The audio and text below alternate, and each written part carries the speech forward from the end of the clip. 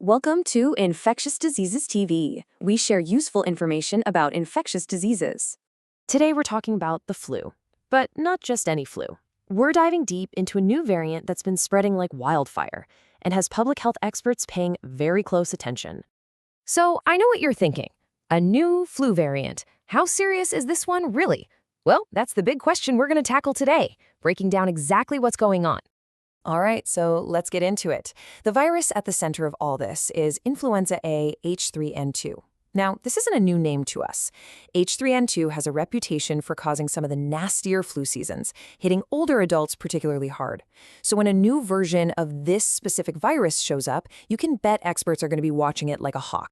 And to understand why they take it so seriously, we just have to look back in time. When the original H3N2 virus burst onto the scene in 1968, it triggered a full-blown pandemic. The result? An estimated 1 million deaths across the globe. That history really puts into perspective why any major change in H3N2 is cause for concern. And you know, this isn't just about some distant past. Even in a typical modern flu season, the impact is massive. I mean, just look at these numbers from last season in the US. We're talking up to 73 million people getting sick, nearly 1 million hospitalizations, and almost 100,000 deaths. That's the baseline we're starting from before a new tricky variant even enters the picture. And that brings us to today. This is why everyone's on alert. Right now, a whopping 89% of the AH3N2 viruses being found in the US are this new version, this K subclade. For one single variant to take over that quickly, well, that's a huge signal to scientists that it's got a serious competitive edge. So how does a virus do that? How does it just change its whole game plan? Well, it all comes down to this really clever evolutionary strategy that scientists call antigenic drift. The best way to think about antigenic drift is to picture a spy who's constantly changing their disguise. The virus makes these tiny little tweaks to its surface, the very parts our immune system has been trained to look for. And those small changes are often just enough to let it waltz right past our body's defenses, because our immune system is still looking for the virus's old face. And this visual here, this is fascinating. It shows us exactly what's happening. On the left, you've got the protein that our current vaccine targets, but on the right, that's the new K subclade. See those little red spots? Those are the mutations. And notice where they are. They're huddled right near the part of the virus that acts like a key to get into our cells. That's not a random change. It's a strategic one, making it just different enough to be a problem. So how did this new variant go from a single case to a global headline? Let's trace its path, because the speed of its spread is honestly pretty staggering. Just follow this timeline. It first gets detected in New York in June.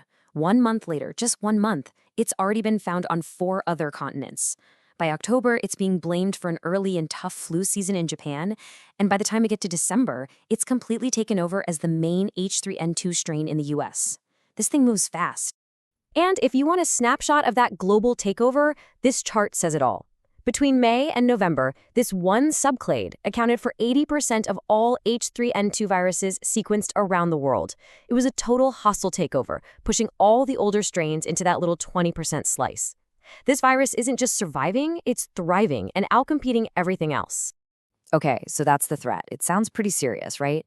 But here's the important part. We are not defenseless here, not by a long shot. So let's pivot and talk about our playbook, because we've got some powerful tools to fight back. Our response really comes down to 3 key lines of defense. We've got our vaccines, we've got powerful antiviral drugs to treat infections, and we have all those non-pharmaceutical interventions. You know, things like masking and just plain old good hygiene. Now, when it comes to the vaccine this season, it's absolutely crucial we understand its job.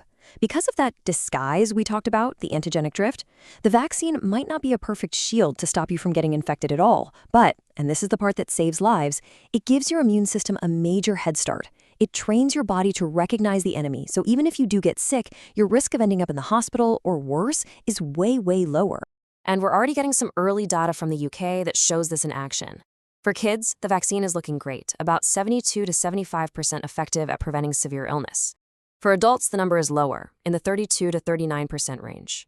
Now, that might be because adults' immune systems are sort of stuck remembering older flu viruses. But hey, even at 32%, that's still a 1 in 3 reduction in your chance of getting seriously ill. I'll take those odds any day. Okay, and here is some fantastic news. Our existing antiviral drugs still work perfectly against this new case subclade. Lab tests have confirmed it. So medications like oseltamivir, you probably know it as Tamiflu, and baloxavir are still very effective tools for both treating an infection and sometimes even preventing one if you've been exposed. And when it comes to using these drugs, the number one rule is speed. The CDC's guidance on this is crystal clear. If someone has the flu and is either in the hospital, has a severe case, or is in a high-risk group, treatment should start as soon as possible. Time is absolutely of the essence. So let's wrap this all up and get to the bottom line. What are the key things you can do to protect yourself and your family this season? It really comes down to a few straightforward, effective actions. Here it is, plain and simple. First, get your flu shot. It is still, without a doubt, your best defense against getting seriously sick. Second, try to avoid being around people who are ill. And third, if you do get sick, especially if you're at high risk, call your doctor right away. Don't wait. Ask them about antiviral medications. And all of this leaves us with a really big, lingering question. We've just seen how a virus can reinvent itself in a matter of months. So how do we make our public health systems, from developing new vaccines to getting information out to the public, even faster and more agile? Because the virus isn't going to slow down for us. This is Infectious Diseases TV. Please like and subscribe.